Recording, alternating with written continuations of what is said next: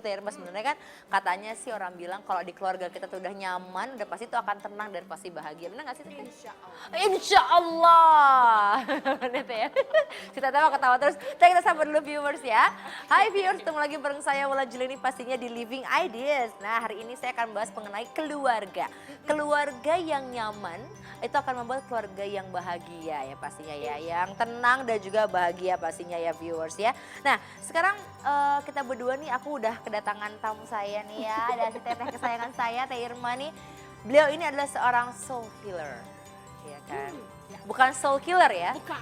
Soul healer. Jadi dia akan menyembuhkan jiwa-jiwa yang sedang sakit ke jiwa saya. Enggak ya, puk. Dan pastinya nih viewersnya kita berdua lagi ada di tempat yang enak banget yaitu lagi ada di Park 5 Hotel Cilandak. Jauh nggak tadi kesini Teh? Enggak sih toh. Tol ya, untungnya ada Modalnya tol. Modalnya cuma tol. Nah kita langsung ngobrol-ngobrol sama Teteh nih. Teh sebenarnya arti nyaman, ini banyak orang yang belum tahu. Arti nyaman mungkin udah ada orang sebagian tahu ketika kita merasakan nyaman. Tapi kalau arti bahagia sendiri, orang mungkin banyak yang masih mencari dan tidak tahu. Sebenarnya arti nyaman dan bahagia itu apa sih? Kalau dibilang nyaman, itu kan sesuatu yang bisa bikin kita enak. Betul. Di rumah, orang betah di rumah itu udah nyaman. Kalau bahagia, jangan pernah berprinsip bahwa bahagia tuh bakal senang, ketawa terus-terusan, enggak, itu gila namanya. Tapi nyaman, bahagia itu menurut saya nih, bahagia itu adalah kita bisa terima ketika kita lagi ribut, tapi tidak sampai kacau. Kita bisa cari akar masalahnya, apapun itu, mau sama anak, mau sama pasangan. Nah, jadi bahagia itu adalah hari ini ribut, nggak lama lagi, sejam lagi baik. Nah, itu bahagia, bisa menerima dua sisi. Oh gitu, berarti bukannya labil ya? Kan biasa gini ya Teh ya, kalau anak-anak zaman sekarang nih gitu bilangnya. Abis berantem nih, oh kamu nih, sejam kemudian udah baik. Itu kan udah zaman sekarang. Udah gitu, itu labil nggak? Bukan Teh? Itu mungkin beda ya, jadi pengertiannya gini, kalau bahagia itu adalah kita menerima pada saat kita lagi kesel, kita bisa ngomong, kita bisa jadi apa adanya. Misalnya sama pasangan nih, nggak perlu jaim, nggak perlu kayak pura-pura senang, pura-pura bahagia, padahal dalam tuh mendem. Nah itu nggak bahagia. Tapi ketika misalnya, aku tuh nggak suka pasangan kamu, kayaknya bisa nggak dibikin kayak gini. Terus si istri bilang, oh iya boleh deh. Jadi nerima. Oh, gitu. jadi saya menerima bisa ya. Untuk menjadi diri sendiri kalau dalam rumah tangga. Jangan malah jaim. Apalagi misalnya Menjadi orang lain ya? ya, jadi kayak contoh paling gampang deh, ini contoh paling gampang ya. Ada banyak keluarga atau suami istri yang malu kalau kamu tuh depan pasangannya. Hah serius? Serius, Oke. banyak. Itu banyak datang ke EHI ya, ke saya. Aduh gimana ya, saya sama suami tuh kurang bisa terbuka, kalau mau ngomong gak enak tuh, ngomong sesuatu tuh kayak takut nanti dia marah, kalau dia marah nanti saya dimarahin, kalau nanti dimarahin nanti saya bakalan terus sampai ngomong ntar saya dicerai. Oh, oke, berarti saking mereka tidak bisa menerima satu sama lain jadinya memutuskan untuk adalah kayak kita udah nggak cocok ya. Iya, karena sekarang kan banyak orang gampang banget kan, aduh aku udah nggak cocok sama dia, aduh dia udah berubah gitu. Sebenarnya dia nggak berubah ya, dia emang udah dari dulu emang karakternya kayak gitu. Terus kenapa bisa kita berpikir bahwa kayaknya suamiku berubah atau istriku berubah karena dia tidak mengenal suami atau istrinya dari awal. Mungkin mereka sama-sama nahan. Padahal itulah gunanya kalau dalam Islam ta'aruf atau pacaran atau apapun gitu kan, itu gunanya gitu loh. Jadi sebenarnya perlu waktu yang nggak terlalu lama. Kalau hubungan ini kita ngomong sebelum berkeluarga ya. Kalau misalnya dua orang berhubungan bisa bertahan lebih dari 4 sampai 6 bulan, cocok. Wow, Gitu. bertahan apa sampai 6 bulan? Ya, kan itu awal-awal mereka pasti bakal ribut, bakal apa. 4 sampai 6 bulan mereka bisa bertahan, berarti cocok dan silakan untuk lanjut. Lagi, Ya, jangan terlalu lama, jadi 6 tahun nggak nikah-nikah tuh jangan. Jangan ya, itu justru malah nggak cocok nantinya ya Teh. Nah, Oke. Teh ada nggak sih contoh-contoh dari keluarga yang nyaman pasti bahagia? Teh? Ada contohnya seperti berikut ini. Oke, kita sama-sama. Keluarga adalah salah satu unit masyarakat yang paling kecil dan biasanya terdiri dari kepala rumah tangga dan beberapa anggota keluarga yang tinggal bersamanya. Dalam kehidupan, setiap orang pasti akan mendambakan keluarga yang harmonis dan bahagia. Berbagai cara dilakukan untuk menjaga keharmonisan keluarga. Memang tidak mudah untuk mempertahankan kebahagiaan keluarga, namun bukan berarti membuat kita berhenti berusaha. Secara umum, keluarga itu terdiri atas sekelompok individu yang memiliki hubungan darah, terikat satu sama lain dan punya hak serta kewajiban. Keluarga dikelompokkan menjadi 2 bagian, yakni keluarga inti yang hanya terdiri atas ayah, ibu dan anak, Sedangkan bagian kedua yakni keluarga besar yang biasanya terdiri dari berbagai kerabat baik dekat maupun jauh yang masih berasal dari satu garis keturunan. Misalnya mulai dari kakek, nenek hingga cucu beserta cicitnya. Pengertian keluarga yang berbahagia menurut definisi dari para ahli jelas berbeda-beda. Namun jika diperhatikan lebih jauh, sebenarnya konsepnya sama. Keluarga dapat dikatakan bahagia apabila mampu menyelesaikan setiap masalah yang muncul secara bijak dan adanya sikap saling menghormati satu sama lain. Ya viewers, masih banyak lagi nih yang akan kita bahas mengenai cara mendapatkan keluarga nyaman dan keluarga bahagia. Tentunya bersama host kita Wulan Juliani dan narasumber kita Irma Rahayu hanya di Living Ideas.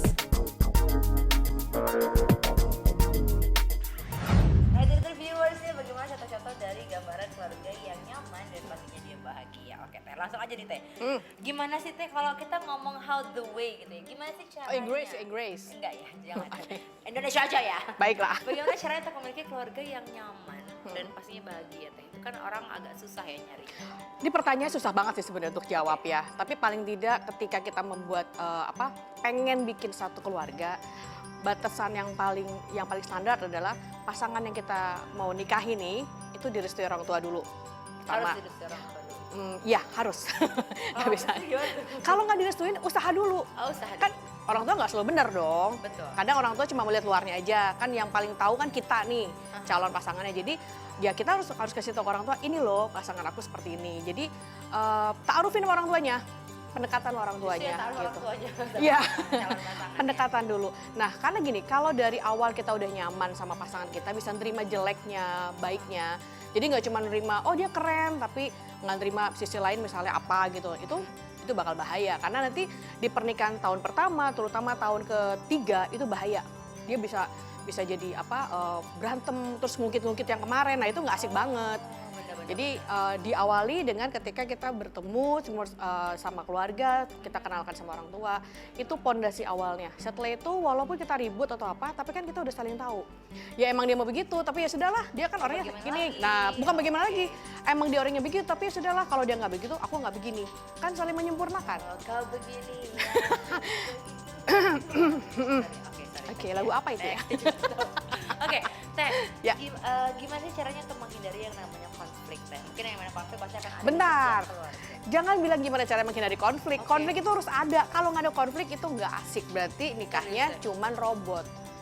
Pernikahan Tapi orang jaim. nggak pengen juga selalu ada konflik gitu, Teh. Nggak ada konflik mati aja. Karena nggak mungkin nggak ada konflik. Nggak mungkin. Tapi selalu ada konflik loh, oke. Nggak, dengan adanya konflik justru kita tahu kan, kita belajar. Bagaimana kita tahu kekurangan dia kalau kita nggak pernah tahu ribut atau Ributnya apa seperti gitu. apa. Semua mau masalah rumah tangga, mau masalah bisnis, mau masalah apapun. Kalau kita dua orang bekerja sama, entah bisnis, entah sahabat, entah apapun, pasti harus konflik dulu. Nggak konflik, dan Oh, jadi kadang-kadang malah jangan menghindari konflik ya. Jadi konflik ini justru yang akan menimbulkan sparkling itu Iya. kali ya, Teh ya. Kalau misalnya kita ada konflik, oke, lu ini aja deh, adepin aja deh gimana. Oke, ada konflik, kenapa? Jangan langsung nyumput ke rumah orang tua, kabur dari rumah, aduh tambah parah. Jadi yang penting dihadapin. Face, Iya. Jadi viewers nggak boleh untuk kabur ketika ada konflik. Iya, kabur capek. Benar. Nah, jadi bagaimana sih cara menyelesaikan konflik yang baik? Kadang-kadang ketika kita berkonflik nih ya, Teh, kan emosi sama emosi yang keluar. Nanti nggak ada ujung-ujungnya kalau kita tidak bisa menyelesaikan konflik, kita tidak lari, tapi nanti kita malah udahlah kita selesai. Biasanya kata-kata itu yang akan keluar pada akhirnya. Jadi bagaimana cara menyelesaikan konflik yang baik sih sebenarnya, Teh? Oke, kalau di saya sih misalnya ada yang mau menikah atau yang sudah menikah terus konflik terus nih, biasanya saya akan bilang sama kedua pasangan ini, oke, cari kode, bikin kode tertentu. Gitu ya. Jadi misalnya gini, kalau saya lagi kesel nggak mau diganggu, misalnya si suami, maka saya akan naik ke atas, pulang kerja saya naik ke atas. Itu kode jangan ganggu saya lagi stres. Si istri langsung paham, oke, nggak ganggu sama sekali. Terus si suami juga harus kasih tahu, kodenya saya udah bisa diganggu adalah dengan saya turun minta minum, berarti Anda boleh tanya saya tentang apapun. Begitu juga dengan si istri, misalnya saya pokoknya kalau saya lagi marah, saya tuh nggak mau dicuekin gitu loh. Perempuan kan gitu kan. Betul. Jadi kalau misalnya ada istri marah, suaminya cuek, malah ya udahlah istriku lagi marah karena berasa bahwa kalau aku marah aku cuek nih. Sementara si istri misalnya kalau aku marah kamu datang dong, peluk aku dong, rayu aku dong. Nah harus ngomong. Jadi si suami juga harus tahu. Please Mau saya peluk sekarang? Boleh, Teteh, gimana? Jadi itu kode itu penting banget. Jadi ketika misalnya si istri lagi bete, si suami tahu nih, oke istri lagi bete, kodenya adalah istri diem. Selama lebih dari 5 menit nggak mau ngajak ngomong. Artinya adalah si suami langsung, oke saatnya saya peluk istri saya, saatnya saya kasih bunga, saatnya kasih apa. Jadi kan enak tuh, karena kita udah tahu bahasanya. Jadi bahasanya ya. Iya, betul itu. sekali. Jadi jangan pernah berharap bahwa pasangan kita tuh kayak dukun. Dia Mengerti. tahu segala sesuatu yang nggak tahu ya. Even dukun aja belum tentu tahu kan. Benar. Gitu. Oke. Jadi itu salah satu kode bikin kode. Ya. Oke, nah Teh, biasanya nih ini ada satu permasalahan misalkan. Kan kalau keluarga yang nyaman, yang bahagia, yang orang bilang harmonis itu pasti ayah bekerja. Kalau zaman sekarang ibu juga bekerja, anak-anak tinggal sekolah, menikmati dan lain-lain. In case suami terkena PHK, itu biasanya zaman sekarang tuh orang jadinya gimana ya? Biasanya ya kan kepala keluarga harus bekerja. Nanti jadinya akan membuat si kepala keluarga yang di PHK rendah diri ya kan. Apalagi istrinya bekerja gitu. Dan lebih banyak penghasilan nih misalnya. Betul. Atau mungkin istri jadi ngerasa lebih. Nah itu harus bagaimana ya Teh? Bisa biar Gini, bisa pada saat si suami misalnya ada masalah di kantor, kantornya bubar atau apa, paling nggak si istri salah satu tujuan menikah adalah kan saling menyempurnakan. Jadi boleh aja si istri kerja, tapi satu izin suami. Jadi kerjanya apa, di mana, segala macam izin suami. Nggak bisa enggak. Harus. Gitu loh, harus karena itu komunikasi kan. Itu terus bikin komitmen misalnya oke, selama saya bekerja maka titip anak ya. Tapi si suami juga punya komitmen, oke, tapi saya juga mau cari. Nah, istri bisa bantu untuk cariin kerja misalnya dengan linknya dia dan segala macam kan banyak kan seperti itu. Terus yang paling penting adalah buat istri nih, kalau udah punya penghasilan tinggi jangan pernah belagu. Jangan pernah nginjek suami, bahaya. Itu jangan. Karena selain si suami sakit hati, dia memberikan contoh ke anak-anaknya yang nggak baik. Tuh lihat tuh, biasanya tuh ada ini sinetron nih kita viewers ya. Iya tuh ayah kamu kerja, nggak ngapa-ngapain. Oh gitu ya, pakai begini. Gitu ya nggak sih Pio? Coba tolong saya sedikit ya. Iya tuh ayah kamu udah kerja, dia hobinya cuma nonton Saya permisi ya. TV. Saya permisi ya. Oh, oke. Kan bisa gitu ya, itu nggak boleh ya Teh ya. Jangan. Jadi si sang ibu juga harus menimbulkan ataupun mencontohkan Ngeliatin respect support. sama Ya, ayahnya. karena nanti kalau misalnya si ibu tidak mengajarkan respect ke anak, maka si anak itu juga tidak akan respect ke bapaknya. Ketika anak nggak respect ke bapaknya, maka anak itu jadi anak yang tidak soleha, tidak soleh, tidak baik, karena udah kurang nih figur ayahnya tidak ditampilkan sama si ibu. Sama si ibu. Ya. Teh, ciri untuk keluarga yang nyaman dan bahagia itu apa sih? Cirinya, kalau Apa kayak di gambar-gambar dan selalu bergandengan tangan? Ayo ikut KB atau gimana? Teh? kalau gitu kami adalah keluarga yang Nyaman dan bahagia, mengucapkan Ya. gitu. nyaman yang penting adalah si keluarga semua nyaman di rumah. Rumah nggak harus mewah ya, nggak harus mewah, nggak harus gimana-gimana. Pokoknya nyaman di rumah itu adalah aku bisa nyaman ngobrol sama istri, ngobrol sama suami, anak bisa nyaman ngobrol sama orang tuanya gitu loh. Kalau ribut-ribut itu justru harus ada. Kalau nggak ada bahaya. Berarti pada mendem kan Ada semua ya. kan? Jadi konflik harus ada, Ya. tapi komunikasi juga tetap berjalan lancar. Ya, dan dengan kode itu. Jadi Betul. paling nggak saling tahu nih, oh kalau suami bete aku biarin dulu. Paling nggak mengurangi konflik yang ada, tapi tidak menghindar. Jangan misalnya suami lagi bete, saya pergi dulu ya, keluar rumah misalnya. Nggak boleh. Jangan. Jangan Atau sih. apalagi istri keluar rumah, jangan. Mendingan minta kode, saya butuh waktu, atau saya butuh disentuh, atau apa gitu. Jadi biar, ya, ini apa ini? Ini apa ini? Ya itulah contohnya. Contohnya gitu loh maksudnya, biar itu contoh ya. Oke, Teh, keuntungan kita memiliki keluarga yang nyaman dan bahagia itu apa? Kalau keuntungan sih udah pasti kalau dalam sisi agama gitu kan, bahagia dunia akhirat katanya ya. Tapi kalau dalam sisi yang secara umum aja adalah rezeki lancar, Amin, sehat, amin. dan yang pasti adalah tidak ada orang ketiga, keempat, kelima, keenam, ketujuh, keberapa ya.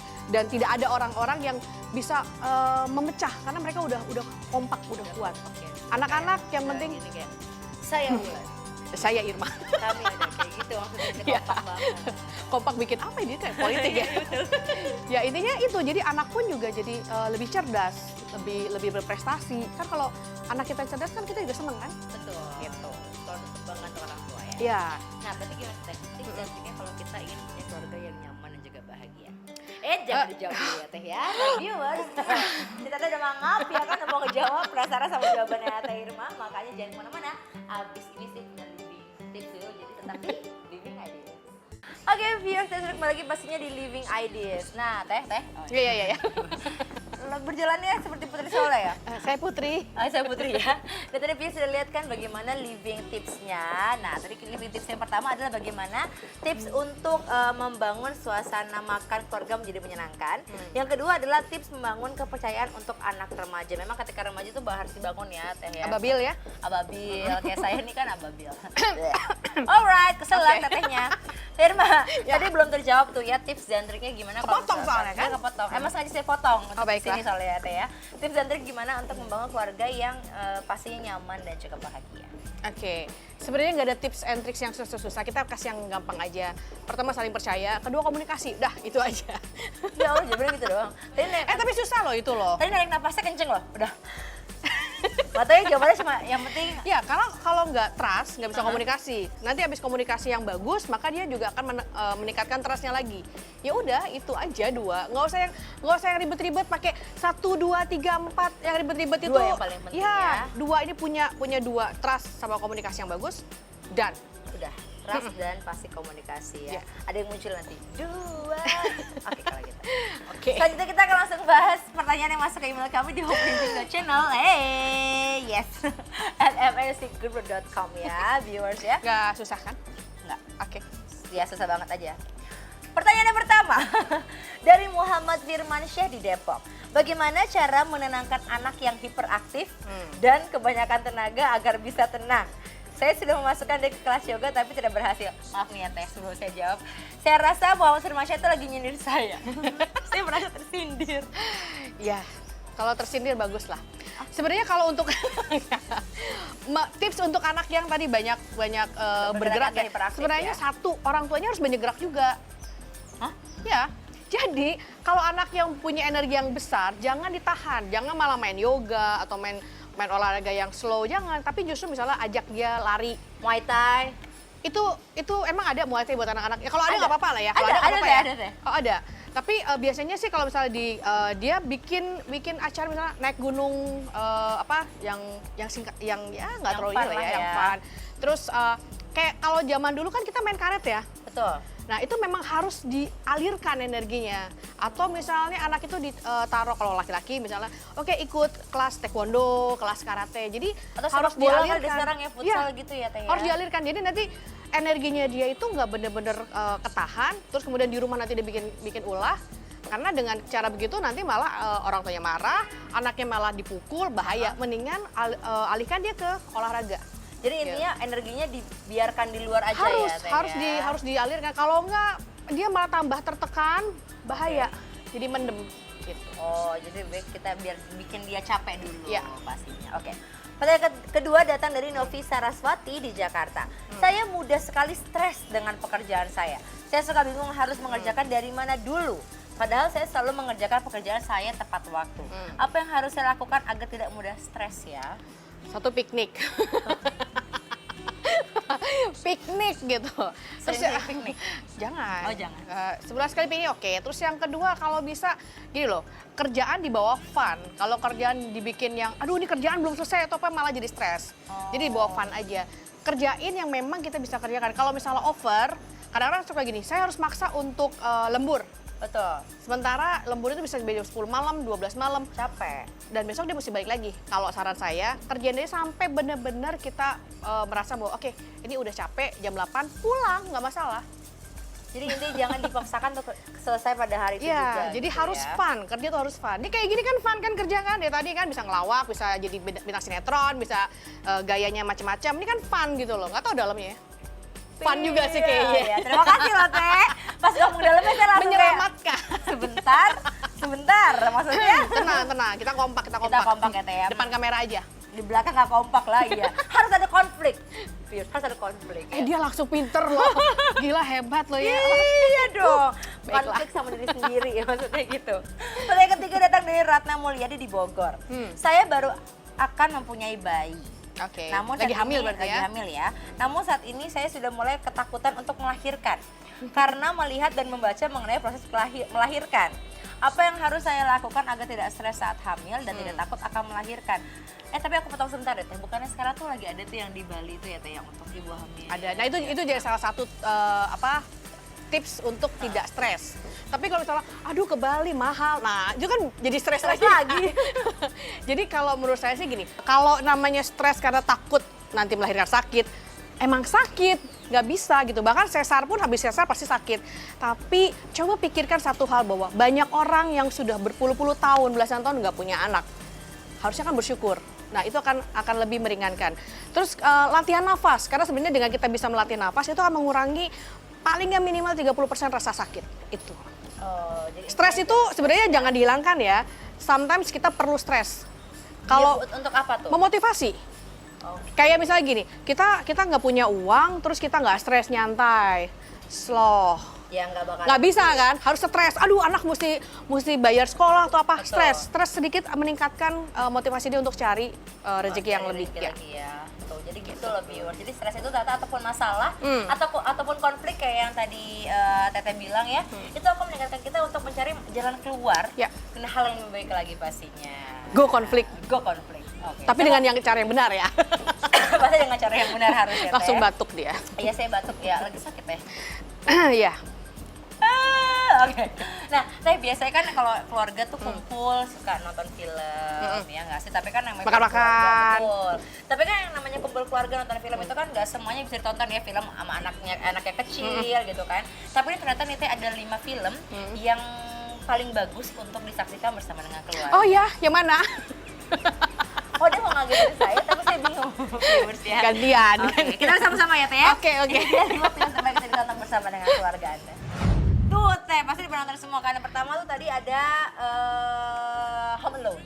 Home Alone ini setiap Ketahuan banget ya umur kita ya. Enggak Teh, tapi Home Alone setiap liburan kalau Selalu ada. bulan Juli, bulan Desember itu selalu ada yang namanya Home Alone. Home Alone 1, 2, 3 Ya. itu pasti ada di RCTI itu. Karena semua menjelang Christmas jadi kita pasti nonton ya. Iya kan? Umur kita berapa? Iya. Biasanya pasti ada tuh namanya Home Alone, Ya. ya kan? Nah ada lagi yang kedua adalah Children of Heaven. Kalau saya nggak salah ya Teh ya, Teh pernah nggak Children of Heaven ini? Pernah tapi lupa ya. Ini tuh Mungkin waktu masih bayi saya nonton itu. Ibu itu saya aja udah nggak bayi Ibu ya. Iya, udah lumayan gede kan itu. Oke. Jadi ini tentang kalau nggak salah adik kakak, nih ya viewers, kakaknya ya. Jadi adiknya ini pengen banget punya Punya sepatu. Ketahuan dan nontonnya nggak dari bayi. sedih banget ya pokoknya ya Teh Ya. ya cerita tersebut sampai akhirnya sang kakak ikut lomba lari. Karena lomba lari ini si kakak tuh tadi nggak punya sepatu ya Teh, udah jebol bla bla bla bla, tapi demi adiknya bisa dapat sepatu. Jadi lomba larinya ini ya viewers, yang dapat sepatu itu yang juara kedua. Dan Bukan dia juara pertama. akhirnya Dan jadi dia juara akhirnya kedua. Juara, tapi juara pertama Teh. Jadi sedih. Jadi sedih. Sedihnya adalah si Ade nggak dapet sepatu, tapi dia dapet juara pertama gitu kan. Jadi dia memang sayang banget lah sama Cup. adiknya. Itu kan. Permisi. Iya. Udah. Saya nggak punya kakak soalnya. Sorry, Teh. Yang ketiga ya biar ada film Finding Nemo.